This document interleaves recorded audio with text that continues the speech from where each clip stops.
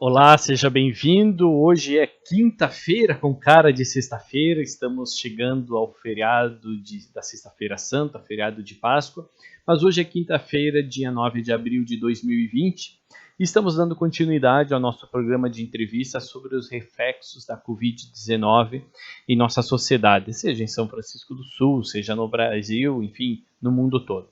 E o nosso entrevistado de hoje é o José Álvaro Cardoso, ele é economista do Diese, e ele vai nos falar um pouquinho sobre qual é a sua visão, como que ele, como economista, está vendo essa questão do coronavírus. Vamos assistir ao primeiro bloco. José Álvaro, o grande debate hoje está em torno da quarentena, né? E nela que se fala bastante é sobre a questão do desemprego e da crise. Qual será o tamanho tanto do desemprego quanto da crise, na tua opinião, como economista? Agora eu estou te vendo, viu, Nilson? Agora tu apareceu aí, a tua imagem. Seguinte, é uma crise gravíssima, né? É uma crise inusitada. Os grandes analistas de economia internacional já estão dizendo o seguinte, essa crise é pior que a Grande Depressão de 1929, porque ela reúne, além de uma crise financeira inusitada, que o capitalismo nunca viu, ela reúne, além disso, uma pandemia, né, como se juntasse a gripe espanhola de 1918 com a Grande Depressão de 1929. Então o bicho já está pegando e vai pegar, né, mais ainda. Então é uma crise muito grave, que obviamente faz explodir os níveis de desemprego. A gente não tem dados com agilidade suficiente para captar isso nesse momento, mas a nossa experiência enquanto economistas, enquanto jornalistas, no teu caso, já está captando isso empiricamente. Porque é inevitável que isso aconteça. Se tu já tem uma taxa de desemprego de 12%, quase 13%, e explode uma crise dessa magnitude que vai causar depressão ao nível internacional, não é nem recessão, é depressão, ou seja, é uma recessão que afeta todos os segmentos, né? Obviamente que como a gente sabe, a variável de ajuste dos empresários é sempre o emprego. Eles já estão desempregando. Os empresários brasileiros, além de conter um arsenal grande já para descartar trabalhadores, esse arsenal está sendo aumentado agora pelo governo Bolsonaro, através de medidas provisórias, etc. E portanto, a situação é muito dramática. Eu sei que é ruim estar fazendo esse tipo de análise, mas eu acho que no diagnóstico é como um paciente no médico. O diagnóstico tem que ser o mais preciso possível. Se a doença é grave, tem que falar. Porque se a doença é grave e a gente não disser, o que acontece? A prescrição médica acaba sendo errada. Tu vai tratar a doença como se fosse uma gripe e é algo muito mais grave. Então, eu não gosto de fazer isso, mas é fundamental a gente saber que a crise é grave no mundo todo. Um dos sintomas, inclusive, Nilson, da gravidade, são as ações que os países ricos, imperialistas, centrais do capitalismo, estão tomando. São ações muito drásticas. Isso revela que a crise é mais grave ainda do que a gente já sabe, porque nós, mortais comuns, a gente se informa pela internet.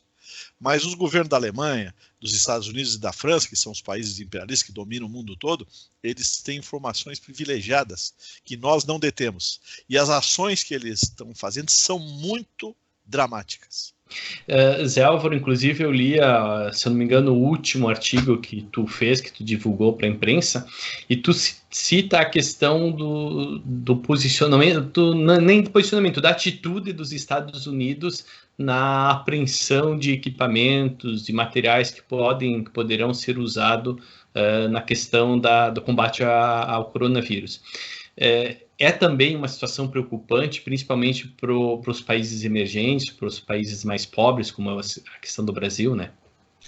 Esses países, né, os países imperialistas centrais, e os Estados Unidos especialmente, os Estados Unidos é o cabeça do império, né, é o país imperialista mais truculento, esses caras estão fazendo o que sempre fizeram. ou seja, colocar todas as suas ações a seu serviço. Não só a serviço da sua nação, mas principalmente das suas burguesias nacionais, de quem manda em cada país desse. Né? Não é uma coisa abstrata, o Trump está colocando a economia e as ações norte-americanas a serviço do povo americano. Não, é a serviço da burguesia americana, que é quem ele representa. Aliás, um segmento da burguesia, porque não é, evidentemente, que eles têm divergências entre si também. Então os caras estão botando para quebrar. Né? Essa crise é muito interessante, porque a crise ela é muito instrutiva para quem presta atenção nas coisas. Né? Uma das coisas que salta aos olhos, por exemplo, é o fracasso das políticas neoliberais. Né? Eu já não digo nem no Brasil, porque o caso do Brasil é um caso extremo. É a pior reação à pandemia do mundo. Não existe nada parecido. Né? Eu não falo nem isso. Mas se a gente olha os países centrais, nós vamos perceber o seguinte: quem está mais apanhando do vírus e da crise são os países mais neoliberais, são os Estados Unidos.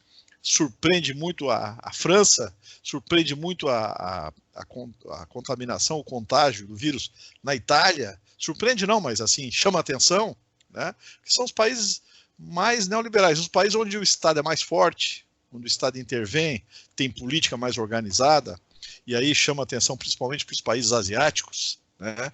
E não só os de tendência socialista, não é só a China, mas, por exemplo, Singapura, Coreia do Sul, países asiáticos, por uma série de razões, mas uma das razões é a intervenção do Estado, né? Na organização da sociedade, na economia. Claro que tem outros elementos que influenciam nisso também, mas esse é um dos principais. Tanto a gente vê que os Estados Unidos, em pouquíssimo tempo, apesar de ser uma potência mundial, com uma renda per capita elevadíssima, explora o mundo todo para manter aquele padrão de vida, os caras viraram rapidamente o epicentro da crise. É inacreditável, já são 400 mil contaminados, já 400 mil casos até ontem, e mais de 12 mil, quase 13 mil mortes. Viraram rapidamente o epicentro da crise, apesar dos recursos que eles têm. Então é isso que tu está dizendo. Eu acho que essa atitude piora, né, o enfrentamento dos países periféricos, subdesenvolvidos, como é o Brasil, na pandemia.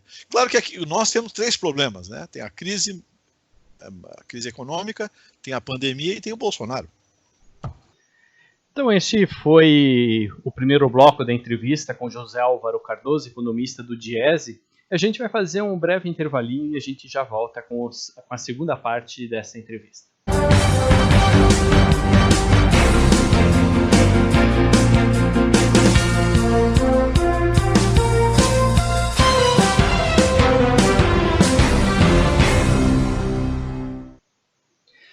Então voltamos para o segundo bloco da nossa entrevista, lembrando que hoje o entrevistado é o economista do Diese, José Álvaro Cardoso. Ele está nos falando sobre os reflexos na economia dessa situação toda em que o mundo todo está passando. Vamos continuar assistindo então agora a segunda parte da entrevista. José Álvaro, tu falou no final do bloco anterior que uma das situações, um dos problemas, né, que tu elencou é o governo Bolsonaro.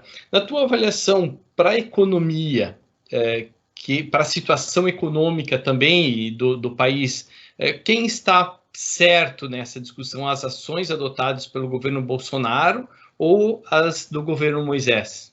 Os dois estão errados. Né? Por quê? O Bolsonaro é consenso, né, mundial, que ele está errado. Mesmo quando ele está certo, ele está errado. Certo? O Bolsonaro não tem como acertar, porque ele é um ponto fora da curva. Como eu falei no bloco anterior, é o pior enfrentamento das crises no mundo. Não existe nada parecido. Né? Talvez um paizinho aqui pequenininho, mas um país da importância do Brasil ter uma gestão desse tipo é um negócio... Isso é pior do que o coronavírus, vamos falar a verdade. E o Bolsonaro, então, está errado em tudo que... Né? Imagina um cara ficar discordando do ministro da Saúde sobre questões que são quase que consensuais no mundo todo, né? Até pelo tempo que o Brasil dispôs, essa crise começou em novembro na China, certo? A China debelou o vírus em março, já tem sob controle o vírus em março. Claro que não está 100% sob controle, porque pode ter uma segunda, uma terceira onda.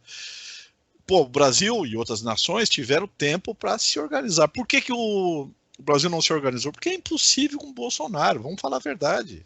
Esse cara, ele é impossível se fazer qualquer coisa, seja na área da economia ou em qualquer outra área, com um cara desse é impossível. Porque se ele fosse, vê bem, se ele fosse um vereador, ou se ele fosse mesmo um deputado lá de um partido de extrema direita, como foi durante 28 anos, não teria problema, porque não fazia nada mesmo, então não atrapalhava, só dizia bobagem. Agora o problema é que ele está num posto fundamental, de um país fundamental, com uma responsabilidade fundamental. Esse é que é o problema, né? E o Moisés, por sua vez, também está extremamente vacilante. Claro que a gente sabe que os governadores não têm o poder que o presidente da República tem, mas esse negócio de ficar cedendo a pressões de empresários e ficar flexibilizando, né, o período de quarentena, além da timidez no que se refere às outras áreas de atuação, no que se refere ao coronavírus, que é o seguinte: não basta isolar as pessoas, não adianta mandar as pessoas ficar em casa. Por quê? Porque uma parcela significativa da população não consegue ficar em casa, precisa sair para ganhar o seu pão, né? A gente sabe disso. Então, na verdade, o combate à pandemia tem duas faces. A primeira é o isolamento, que é uma das, né, além de outras várias medidas no campo sanitário.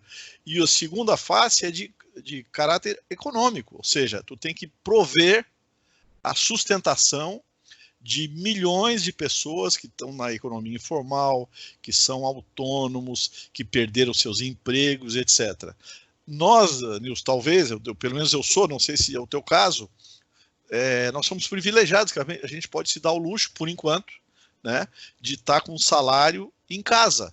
Mas, obviamente, que para milhões de brasileiros, nós temos só de informais, temos quase 50 milhões de brasileiros, para milhões de brasileiros isso não é possível.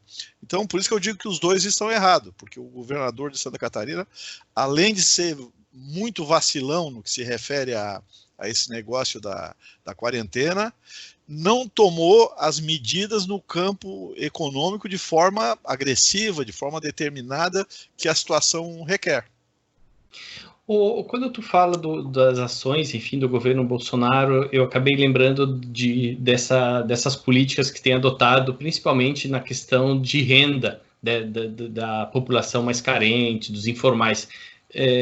Como que tu avalia esse pacote adotado recentemente, que acho que hoje e ontem começaram a fazer os pagamentos dos R$600? Isso é horrível. Um pacote... Primeiro, a iniciativa foi do Congresso. O governo Bolsonaro queria dar R$200 para os pobres. Ou seja, verdade, pega esse 200 e vai morrer lá no teu canto. É mais ou menos essa a visão. Porque a gente tem que ter bem claro isso. O que está por detrás dessa visão? Não gastar com os pobres, né? Dar dinheiro para banqueiro e deixa os pobres se lascar, que são a maioria. É isso que está na cabeça do Paulo Guedes, da equipe toda e, obviamente, do Bolsonaro, né? Então, eles queriam dar R$200. O Congresso fez um movimento, à esquerda do Congresso, para conceder R$1.000 por mês durante o período mais grave da pandemia. Daí, na negociação, caiu para 500, o Bolsonaro fez uma média, não, vamos dar mais 100, 600. Só que propositalmente, eles já possivelmente combinaram entre eles de protelar o pagamento. Então, o que aconteceu? Eles negociaram, a base deles negociou no Congresso, porque viram, inclusive, o que estava sendo feito no mundo todo, inclusive no país referência do governo, que são os Estados Unidos, né? Os Estados Unidos está dando dinheiro, $1.200 por mês, no bolso de mais da metade da população norte-americana. Então, em função disso, eles aceitaram, só que protelaram, né? Porque, vê bem, a medida que passou no Congresso há uns 15 dias atrás, na Câmara, depois foi para o Senado, esse tipo de medida, pela urgência que ela tem, apesar de ser um valor pequeno, de R$600, que é praticamente uma cesta básica em Florianópolis, que custa 517 em março, foi o preço médio da cesta básica, essa medida tinha que ser o seguinte: nós vamos começar a pagar amanhã. Foi aprovada hoje, amanhã vai começar a chegar na conta das pessoas. Isso que devia ser a política. O que os caras fizeram? Primeiro disseram, olha, não tem condições operacionais e tal. Mentira. O Brasil é o único país do mundo que tem um cadastro de 80 milhões de pessoas pobres. O único país do mundo que tem isso. Esse cadastro seria a referência inicial para começar a pagar no dia mesmo. Porque, vem bem, o Estado tem gente, tem poder, tem recurso, tem as Forças Armadas. É uma situação tão radical, tão dramática, que é passar fome, que os caras deveriam começar a pagar no mesmo dia. Mas não só eles não começaram, como disseram o seguinte, só vai ser possível pagar dia 16 de abril, que era a intenção do Paulo Guedes. Né? Então é o seguinte, é um conjunto de medidas, tanto essa quanto as demais, né, contra a população, contra o povo e, portanto, contra a capacidade do Brasil enfrentar uma crise desse vulto. Então este foi o segundo bloco da entrevista que fizemos com o José Álvaro Cardoso, economista do Diese. A gente vai fazer um breve intervalinho e já voltamos com a terceira e última parte dessa entrevista.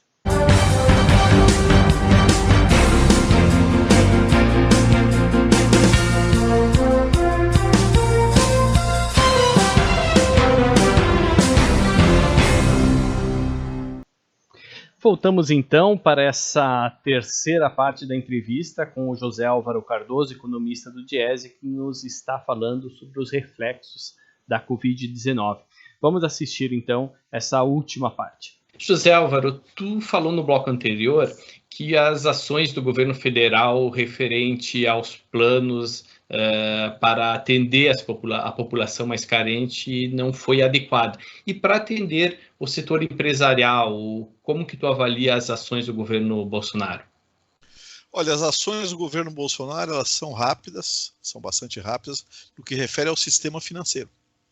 Por exemplo, o governo liberou, já está em processo de liberação, 1,2 trilhão de reais para os bancos, né, para, teoricamente, esses bancos terem maiores condições de emprestar para o setor privado. Essa ideia de disponibilizar mais empréstimos para o setor privado é boa. Só que tem um detalhe. Por que tu vai fazer isso com os bancos em geral se o país dispõe de bancos públicos? Né? Caixa Econômica e Banco do Brasil, que, aliás, os caras estavam louquinhos, né? Paulo Guedes e companhia, louquinho para privatizar. Né? Então, é uma medida que ajuda o sistema financeiro, para eles é fundamental. Um sistema financeiro que no ano passado, só os 5 maiores bancos tiveram 81 bilhões B de bola de lucro líquido, e aí o governo cede 1,2 trilhão rapidamente, sem reclamar, né? Rapidamente, já disponibilizou isso rapidamente, cede isso sem nenhuma contrapartida, ou seja, sem, por exemplo, exigir dos bancos uma contrapartida que seria, por exemplo, a estabilidade no emprego para os bancários. Os bancos tiveram no ano passado 81 bilhões de lucro líquido, demitindo adoidado. Então, tirando o sistema financeiro, as medidas são extremamente lentas e inibidas, poucas, para o setor, mesmo para o setor produtivo, especialmente o industrial. Né? O Brasil, nesse momento, precisaria por exemplo, de uma reconversão industrial. Tu pegar a indústria mecânica, a indústria metalúrgica, plástica, etc., e reconvertê-la rapidamente, de forma rápida, para produzir bens voltados para o combate à pandemia. Isso seria fundamental. Evidentemente, aliado a um conjunto de medidas no campo da proteção do emprego. Né? Porque o que está acontecendo agora com as empresas brasileiras, em todos os setores, e na indústria também? As empresas estão desesperadas. A maioria das empresas, que são pequenas, médias, né, e microempresas, estão desesperadas. Não tem, uma boa parte dela não tem pedidos. Né? A economia despencou, obviamente. Com as pessoas em casa, tirando um setor ou outro, a economia despencou completamente. O que salva? Qual é a experiência, tanto histórica quanto no momento? O que salva?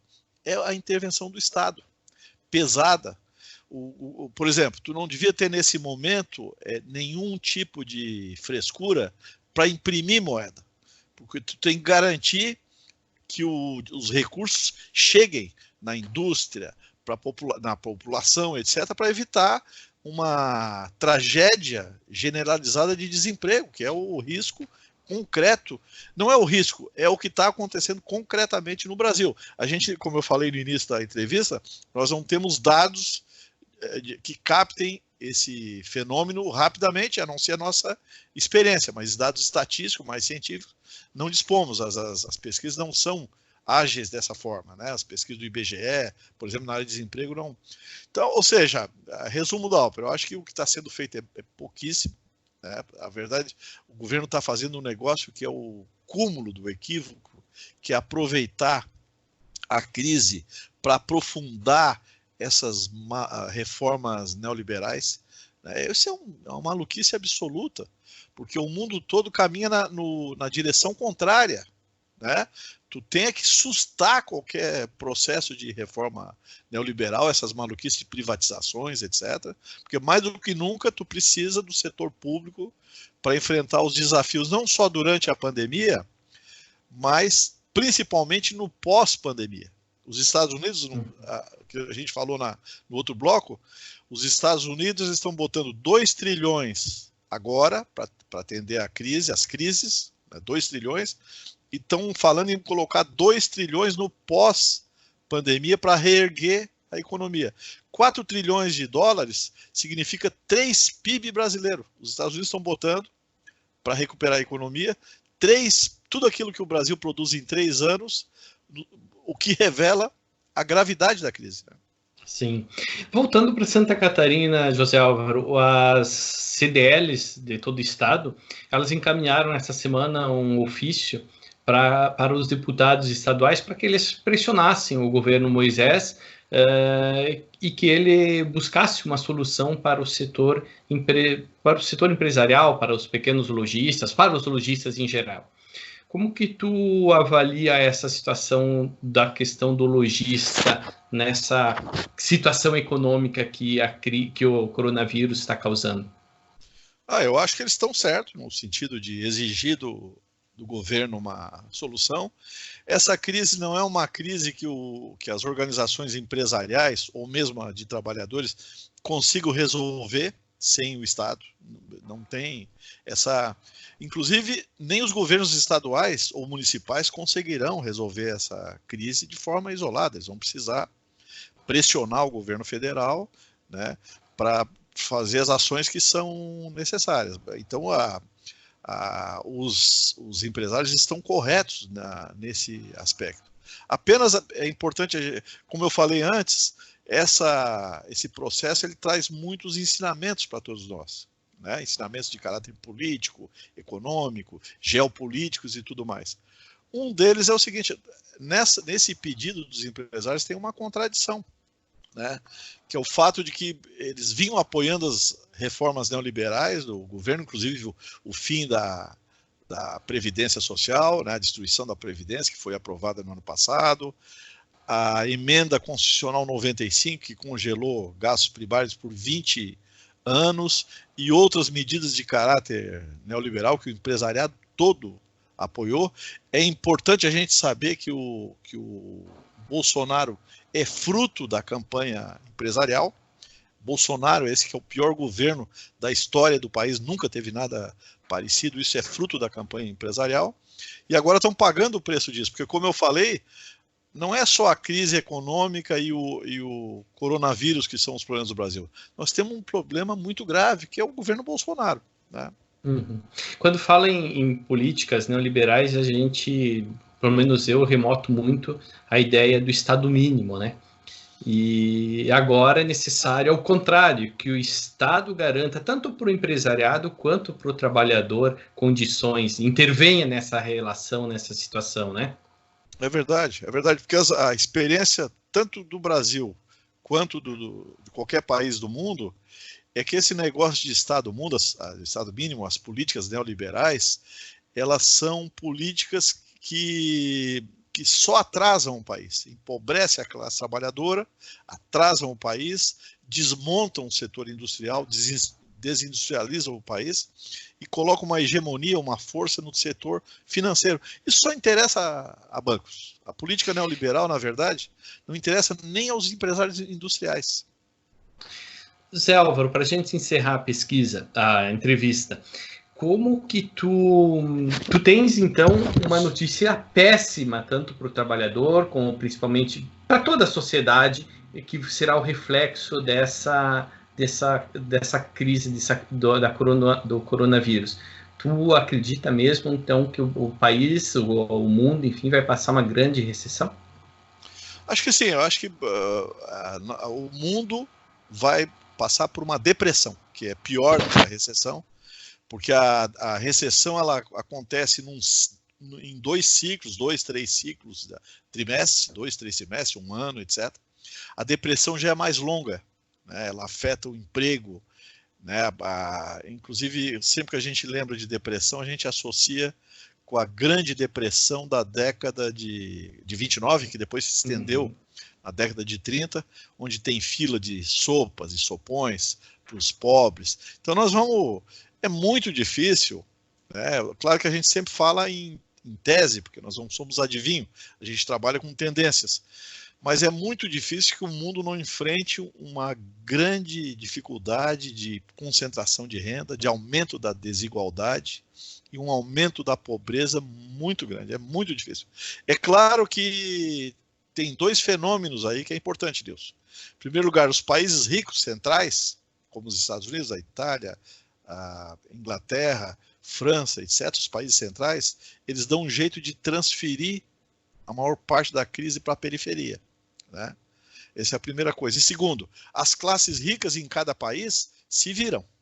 É uma mistificação, é um mito dizer que o coronavírus pega todo mundo igualmente. Isso é besteira, certo? O cara que é rico, pega agora na situação atual, Nilson, o cara que é rico está numa boa casa, com remédio, com dinheiro no banco, com joias, etc., e tomando remédios para aumentar a resistência orgânica e assim por diante. O pobre, pegando lá no extremo, um cara que é morador de rua, ele está sendo dizimado, não só pela fome, mas também pelo vírus, né? Então, a gente tem que fazer essa diferença. Mas o período que nós vamos enfrentar, de fato, são tempos muito duros, que vão exigir muita coragem dos humanos. Então esta foi a entrevista de hoje com o José Álvaro Cardoso, economista do Diese, que nos falou sobre os reflexos na economia com essa crise, com essa situação toda da Covid, do coronavírus que tem afetado o mundo todo. Por hoje é isso, em primeiro lugar, a gente pede para a população ficar em casa. É um momento difícil porque é Páscoa, porque tu quer visitar, os dias estão bonitos, mas vamos ficar em casa, vamos respeitar a quarentena, porque isso terá reflexos na frente, tá? E também desejar uma feliz Páscoa para todo mundo e a gente se vê na semana que vem com a continuidade desse programa de entrevistas, de análises, enfim, que a gente tem feito. Um abraço.